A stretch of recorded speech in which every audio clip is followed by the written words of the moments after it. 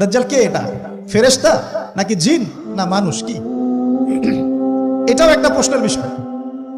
কিভাবে দেখুন, আল্লাহ নবী সাল্লাল্লাহু আলাইহি ওয়াসাল্লাম বলছেন নূহ আলাইহিস সালামের সময়ও নূহ আলাইহিস সালাম তার কওমকে দাজ্জাল সম্পর্কে সতর্ক করেছেন। তার মানে পৃথিবীর সূচনা থেকে সে পৃথিবীতে ছিল এবং সে বের হবে শেষ জামানায়, এবং বের হয়ে সে তার অনুসারীদেরকে নিয়ে বিশ্বটাকে শাসন করবে। তার মানে অনেক লম্বা একটা হায়াত সে পেয়েছে। কোন জাতি এত লম্বা হায়াত পায় বলেন তো? কোন জাতি, মানব জাতি এত লম্বা হায়াত পায়? এই একটা মিস্টেরিয়াস ক্যারেক্টার দাজ্জাল। সে কি? তারপরে দেখুন, নবী সাল্লাল্লাহু আলাইহি ওয়াসাল্লাম একটা হাদিসের মধ্যে বলেছেন যে তাকে ওই তামিম দারির ওই দ্বীপে বন্দী করে রাখা হয়েছে। আপনারা হাদিসে জানেন, দ্বীপে বন্দী থাকা অবস্থায় তাকে সাহাবীরা দেখেছেন অনেক বিশাল আকৃতিতে, ঠিক আছে? এবং সাহাবীদেরকে সে প্রশ্ন করছিল, তামিম দারিকে প্রশ্ন করছিল যে বাইসানের খেজুর বাগানে খেজুর কি ধরে? বলে হ্যাঁ ধরে। সে বলছে অচিরেই আর ধরবে না। তারপরে বলছে তাবারিয়া হ্রদে কি পানি আছে? সাহাবীরা বলছেন আছে। বলছে অচিরেই পানি থাকবে না। তোমাদের ওই উম্মি নবীর কি খবর?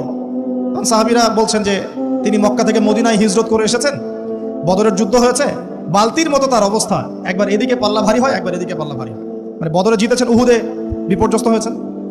তখন এই ব্যক্তি বলছে যে তোমাদের জন্য উত্তম হবে ওই ব্যক্তির অনুসরণ করা। দাজ্জাল এই কথা বলছে, তোমাদের জন্য উত্তম হবে ওই উম্মি নবীর অনুসরণ করা।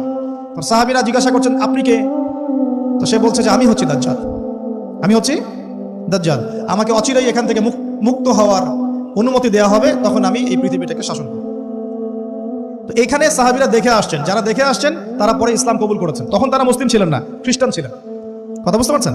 আর এখানে আমরা তাকে একটা বিশাল দেহি দেখলাম, শিকল দিয়ে বন্দী। আবার নবী সাল্লাল্লাহু আলাইহি ওয়াসাল্লাম একদিন মদিনার মধ্যে উমর রাদিয়াল্লাহু আনহুকে নিয়ে হাঁটছেন, সহিহ মুসলিমে আছে। খবর পাওয়া গেল যে মদিনায় একটা যুবক ছেলে আছে, ইহুদি মায়ের সন্তান একটা যুবক ছেলে, যার চুলগুলা কোকড়ানো, চোখটা একটু ফোলা, যার আলামতগুলো দাজ্জালের সাথে মিলে যাচ্ছে। তখন নবী সাল্লাল্লাহু আলাইহি ওয়াসাল্লাম ওমর ইবনুল খাত্তাবকে নিয়ে ওদের বাসায় গেলেন। দেখলেন খেজুর বাগানে সে বসে আছে, মনোযোগ দিন। এবার নবীজি গিয়ে বললেন যে তুমি কি দেখো? সেই ছেলেটা বলছে আমি আরশ দেখি। আরশ বোঝেন? সিংহাসন। কোথায় তোমার আরশ?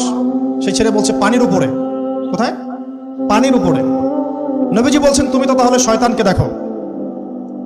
নবীজি বলছেন তুমি কি বিশ্বাস করো যে আমি শেষ নবী?